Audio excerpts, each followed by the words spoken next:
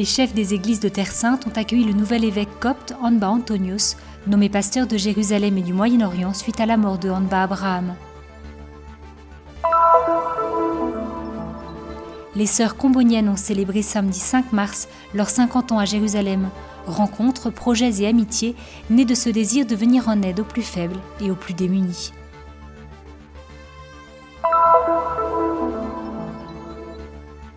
Nouveau rendez-vous dans la série de pèlerinages de Carême, la communauté franciscaine a célébré l'Eucharistie dans le couvent de la Flagellation, en présence de chrétiens locaux et de pèlerins. L'association polonaise de la communauté Reine de la Paix a fait don à la custodie de Terre Sainte d'un somptueux tabernacle. L'inauguration et la bénédiction ont eu lieu ce jeudi dans la grotte du Lait à Bethléem. À l'occasion de la Journée internationale de la femme, en images des visages de femmes protagonistes de Terre Sainte.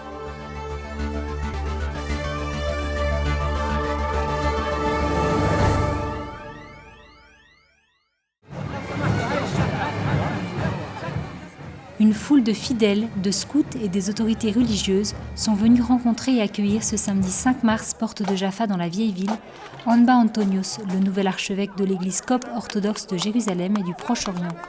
Antonios, qui a été nommé le 27 février au Caire comme successeur du défunt Anba Abraham, est le 22e archevêque métropolitain de la ville. La délégation est composée d'environ 60 personnes, représentant les archevêques et les évêques, les diacres et les laïcs.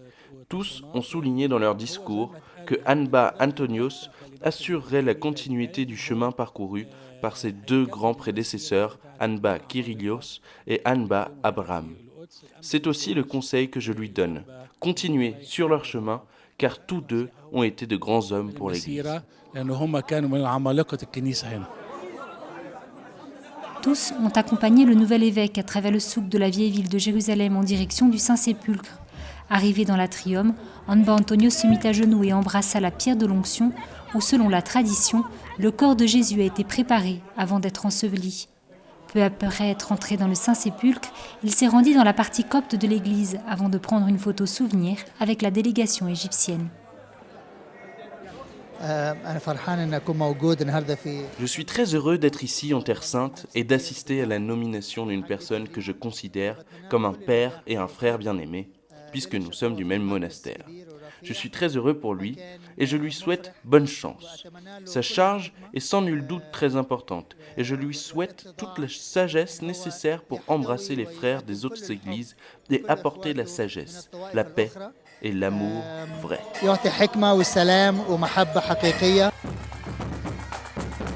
Les scouts se sont rendus en procession depuis la basilique vers le monastère copte de Saint-Antoine, où les cloches résonnaient joyeusement pour annoncer le début de la célébration inaugurale.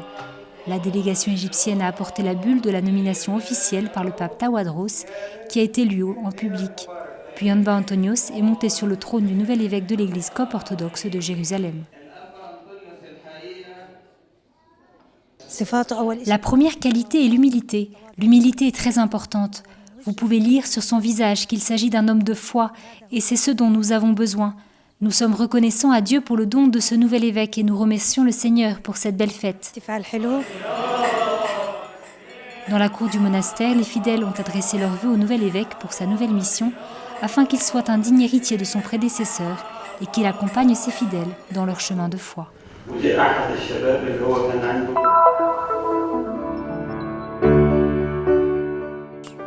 Je serai toujours prêt, de la même façon, à répondre à vos besoins spirituels. Sur les murs du centre spirituel des missionnaires comboniennes à Béthanie, près de Jérusalem, sont écrites ces paroles du fondateur de l'ordre, Saint Daniel Comboni, missionnaire mort en 1881 et canonisé en 2003, 7 ans après sa béatification par le pape Jean-Paul II. Aujourd'hui, les sœurs sont présentes dans 4 pays différents du Moyen-Orient, Israël, Jordanie, Émirats arabes unis et Sri Lanka, et sont engagées dans de nombreuses activités.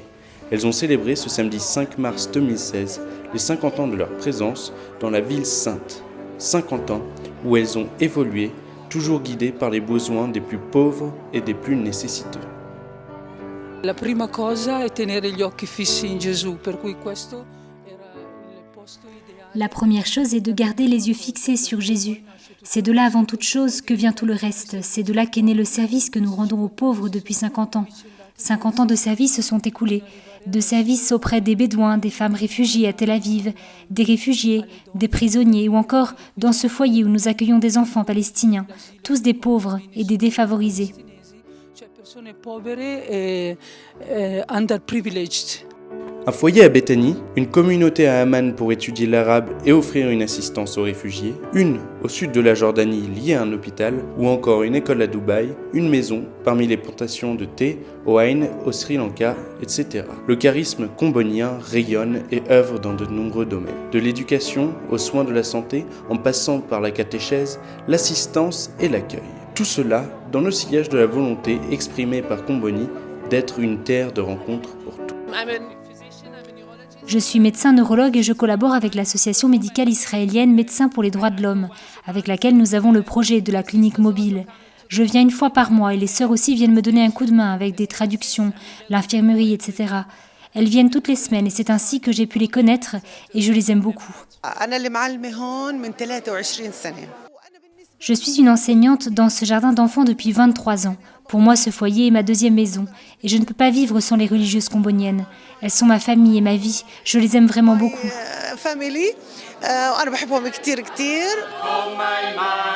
L'anniversaire a été célébré au siège de l'Institut, toutes les sœurs réunies.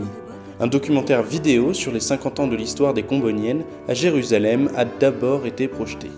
Puis, la messe a été célébrée, présidée par Monseigneur William Chomali, évêque auxiliaire au patriarcat latin de Jérusalem. Le tout s'est conclu autour de rafraîchissements, une rencontre de couleurs, de traditions et d'histoire pour suggérer une unité plus forte que les différences. C'est très spécial pour moi d'être ici aujourd'hui parce que nous sommes très reconnaissants envers les sœurs comboniennes pour tout ce qu'elles font. Nous avons les mêmes convictions dans la vie, sur les valeurs humanitaires, sur l'aide à apporter aux personnes pour en tirer le meilleur d'eux-mêmes. Pour moi, la religion et la foi de chacun n'a pas son importance.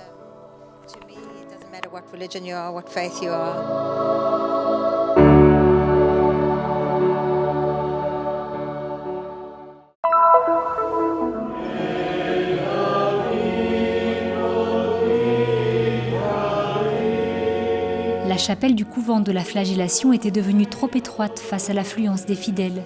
Le patio extérieur a dû ainsi être utilisé comme une extension de la chapelle. Des dizaines de moines, de religieuses et de fidèles de Jérusalem se sont réunis pour la messe des Stations, qui tire son nom du fait d'être célébrée dans les sanctuaires qui rappellent la passion du Seigneur.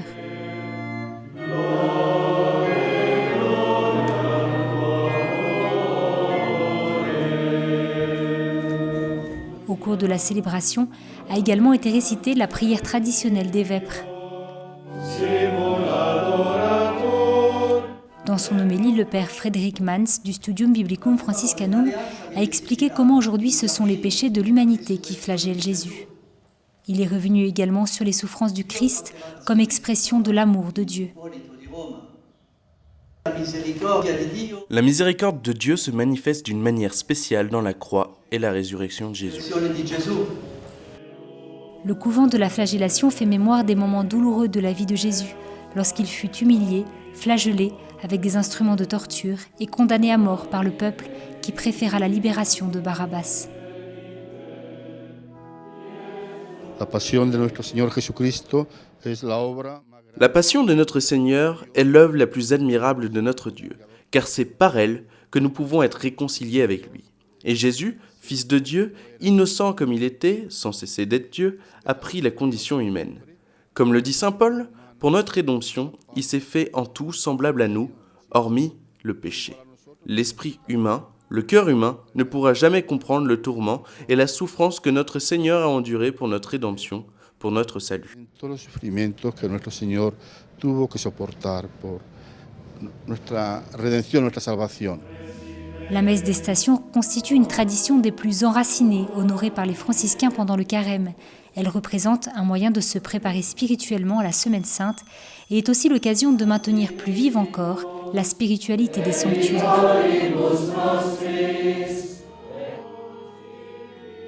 Ce lieu est le troisième lieu saint de ce chemin de pèlerinage qui est déjà passé par le couvent de Dominus Flevit, où Jésus a pleuré sur Jérusalem, et par la basilique de Gethsémani, où Jésus a souffert la plus profonde agonie avant d'être trahi par Judas. C'est la troisième fois que je participe à ce moment si fort. Tant de carême, tant de conversion.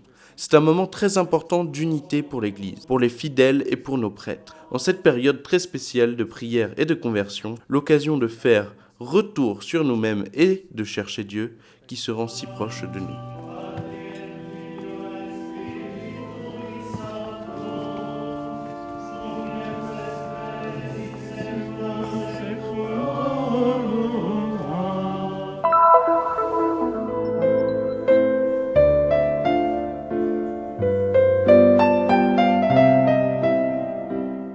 Tout ce qui est beau doit être donné à Dieu.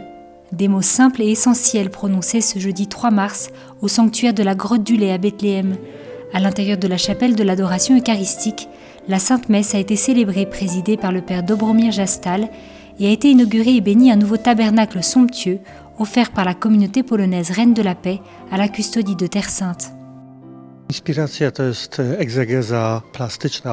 Cette œuvre est inspirée par l'Apocalypse de Saint Jean, la partie fermée de l'autel est la Jérusalem de la terre, avec les symboles des 12 apôtres et des 12 attributs d'Israël. Au centre, il y a le Christ. Si l'on passe à travers lui, les portes s'ouvrent et apparaît la lumière qui représente la Jérusalem céleste dont Jésus est la clé. À l'intérieur sont représentés les 2 témoins de l'Apocalypse par 2 oliviers.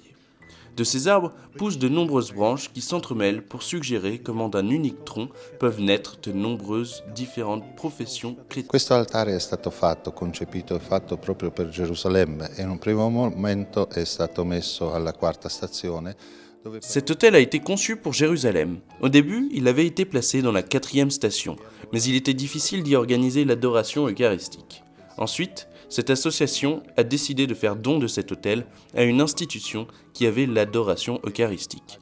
Ils ont trouvé ce lieu dans ce couvent, dans cette église de la custodie de Terre Sainte, la Grotte du Lait, où les sœurs, adoratrices perpétuelles, adorent continuellement depuis quelques années maintenant. Del latte dove le suore adoratrici perpetue già da alcuni anni appunto curano l'adorazione eucaristica perpetua.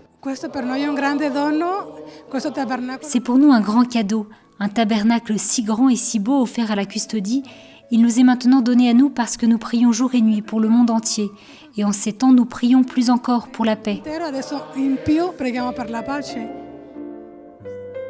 L'objectif principal de l'association est la promotion de la prière pour la paix à travers l'adoration perpétuelle. L'un des projets les plus ambitieux qui fut lancé est celui des 12 étoiles de la couronne de la Vierge Marie, Reine de la Paix, lequel s'attache à trouver et à créer 12 centres dans le monde pour que les gens puissent prier en communion les uns avec les autres.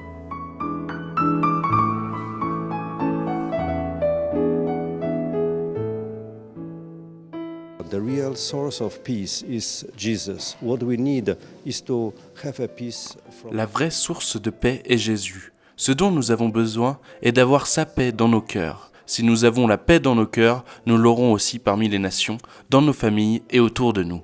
in our environments.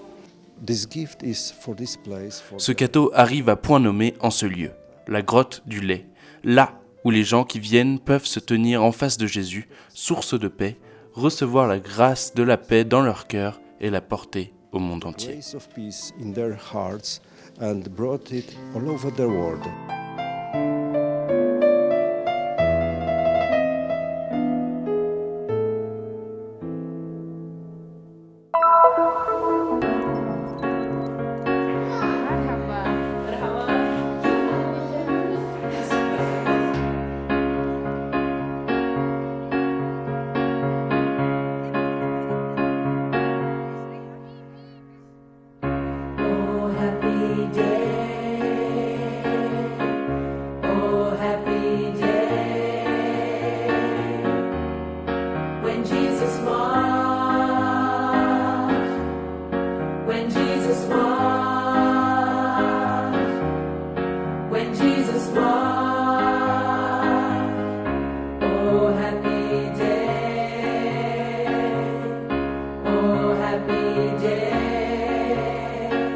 La la la la la.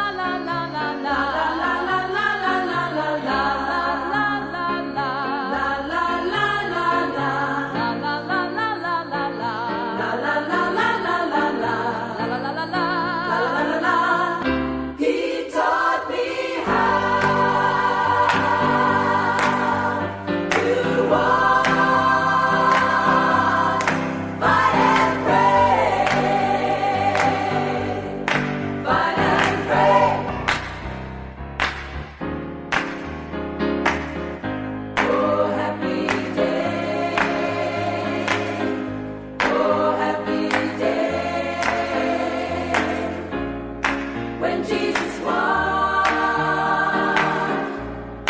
when Jesus walked, when Jesus walked. Oh, happy day, oh, happy day. He taught me how to walk, fight and pray, fight and pray. Oh, happy day.